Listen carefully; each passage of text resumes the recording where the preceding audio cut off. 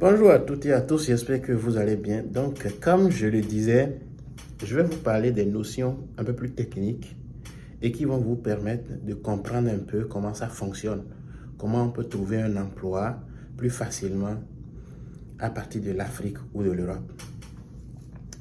Je vais décliner ma présentation en 5 ou 6 étapes. Suivez-moi très bien. La première étape, c'est quoi? C'est les outils de recherche d'emploi. Quels sont les outils de recherche d'emploi? Première étape, il y a le CV, on le dit le CV au format canadien, lettre de motivation aussi au format canadien. Je vais dire 2 étapes. Troisième étape, il faut que vous cibliez les entreprises, les sites d'emploi ou les méthodes par lesquelles vous voulez faire votre recherche d'emploi. Où est-ce que vous allez trouver les offres d'emploi? Et c'est là que je vais m'arrêter et vous montrer quelque chose de très très important. Vous savez, en ressources humaines, nous affichons 15% seulement de nos besoins de dotation. Nous affichons 15% seulement de nos besoins de dotation. Vous allez me demander les 85% qui restent, comment ça se passe? La dotation est bien faite. Nous faisons bien la dotation, mais ça se passe pas du bouche à oreille. Et c'est là que ça devient très, très intéressant. Ça veut dire que tout ce que je vous montre sur les sites et tout ça, là, ça c'est rien que des 15% des besoins de dotation des entreprises ici que vous voyez. Et ces 15% sont vus par le monde entier, je vais dire. Pour aller chercher plus, pour aller couvrir les 100% des besoins de dotation des entreprises que vous visez ou du secteur d'activité que vous visez, il est très important de considérer les 85% qui restent et qui sont dotés par la méthode du bouche à oreille. Et pour réussir à aller chercher ces 85%, il faut forcément que vous ayez quelqu'un ici au Canada, une personne de référence, une personne qui connaît le réseau, une personne qui connaît cette façon d'aller chercher les postes qui ne sont pas affichés. Une personne qui peut aller vers les entreprises, vers les employeurs, demander s'il y a des postes qui sont affichés et qui correspondent à votre profil.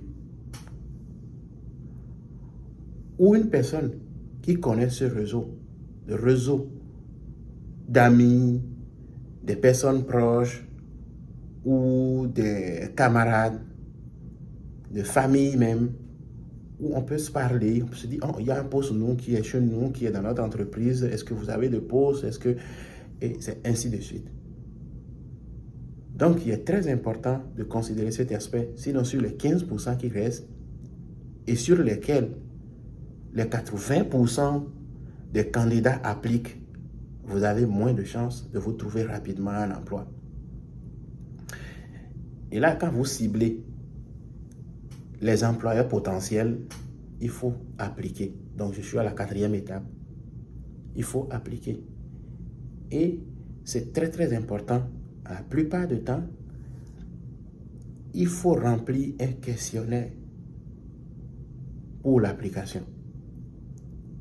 Et dans ce questionnaire, généralement, il y a des parties où l'employeur veut savoir, veut connaître vos motivations.